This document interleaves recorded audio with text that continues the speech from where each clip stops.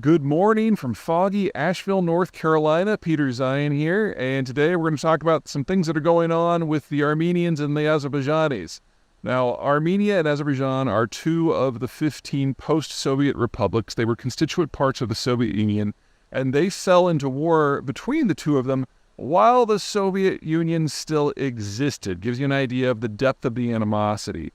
I could write a small book about the details of why they were warring, but the bottom line is that the two of them have an integrated geographic system, and the people that we today consider the Armenians and to a lesser degree the Azerbaijanis have kind of moved around throughout history, so the irredentist claims on each other's territories are pretty robust, but most importantly, the access points to and from their core population centers intermingle, and it's very difficult for one of them to have security if the other one does. In the 1990s, the war basically took a pretty familiar form. The Armenians, using backing and security guarantees from the Russians, were able to launch a series of assaults on Azerbaijani positions and usually outmaneuver them, not just because they had better trained troops and higher morale, but the Azerbaijani troops were honestly completely incompetent. And in the course of the war, Azerbaijan ultimately lost control of over a fifth of their territory, and a lot of that remains occupied by the Armenians today. The biggest change in the war happened a little over, God, it's been 2 years now? Yeah, it's been about 2 years, when Azerbaijan got a hold of a bunch of Turkish combat drones, and in a lightning conflict that lasted under a month, just decisively destroyed every Armenian force they came up against. Now, a couple things here. Number one, this was the first time we really saw drones in combat as a regular plank of military policy as opposed to just doing a little recon or assassinations here and there. It was the mainstay of the Azerbaijani effort. Two, the Azerbaijanis only had the drones. Azerbaijani troops may be better trained and have better equipment than they did back during the war in the 1990s, but they're still broadly incompetent. So the Azerbaijanis were only able to follow up on those assaults in a very limited way, which brings us to today. We've had two big changes in circumstance. Number one, the Azerbaijanis have spent the last year training up their regular forces. They're still undoubtedly awful, but they're not as awful as they used to be. And so if we were to see a repeat of the war of 2 years ago when the drones cleared the way, the Azerbaijanis undoubtedly would be able to advance further and take more territory. And they know it, and the Armenians know it. On the other side of things, the Armenians' security guarantor, the Russians, is bogged down up to its eyeballs in Ukraine. Sorry for the mixed metaphor there. That's all I got. And they've been steadily pulling troops out of every other operation that they've got everywhere. A lot of the African troops have been pulled back. The forces that the Russians used to keep on NATO's borders have largely been relocated. There are other troops in the Caucasus that have been returned. As for the Russian forces in Armenia that are supposedly there to guarantee the security of their ally, will they fight? Can they fight?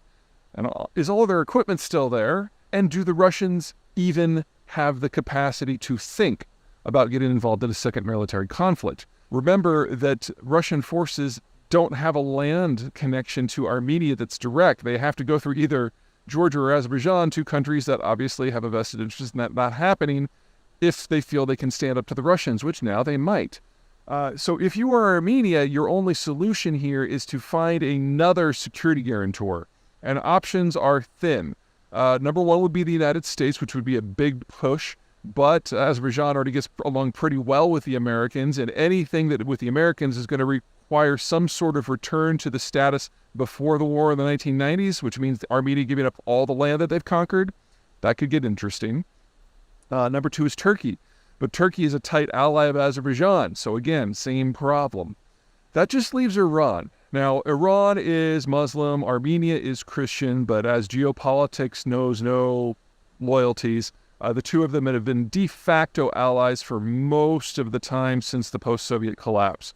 Iran and the Russians, while they don't always see eye to eye, broadly do see the Turks and the Americans as a problem. And Azerbaijan is populated by Azerbaijanis.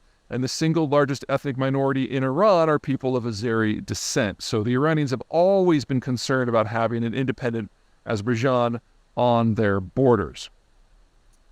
Which brings us to an interesting little quirk here. The Armenian lobby in the United States is very powerful, not just because of culture. This isn't just sharing the Kardashians. It is very deeply wound itself into the U.S. State Department and into Hollywood. And as a result, usually the second, third, or fourth largest single component of the U.S. aid budget has been going to Armenia. And that was established during the wars in the 1990s when it was the Armenians who were very clearly the aggressors. It's a potent force, even today, especially in Congress. Which means as Armenia is looking for alternatives, we're going to see something really colorful in the United States. We're going to see the entrenched Armenian lobby going head-to-head with the entrenched anti-Iranian lobby, because the two of them on this topic are going to be diametrically opposed. And against all of this, you've got the Azerbaijanis trying to figure out what they can do next. Whenever you have a mountainous territory, it's all about the access points. There are very few places and a lot of mountain chains where you can run supplies or troops or transport or economics, and you fight over those corridors. There are a couple of those corridors that are now in dispute, they were always in dispute, in hot dispute between the Armenians and the Azerbaijanis. And if the Azerbaijanis get their way, they're going to be able to cut a connection, really the only one that matters, between Armenia and Iran altogether. That can't help but trigger a response from Tehran, and all of a sudden U.S. politics get very interesting on this topic. It's one of those weird things where domestic politics and foreign politics can merge in a way that is, delightfully lively. I don't think that the Azerbaijanis are confident enough to do a general assault, but cutting a single corridor and putting a few troops in there in order to engage the Turks and the Americans' responses, yeah, I can see that totally working. All right, that's it from me. I'll let you know more as I see it.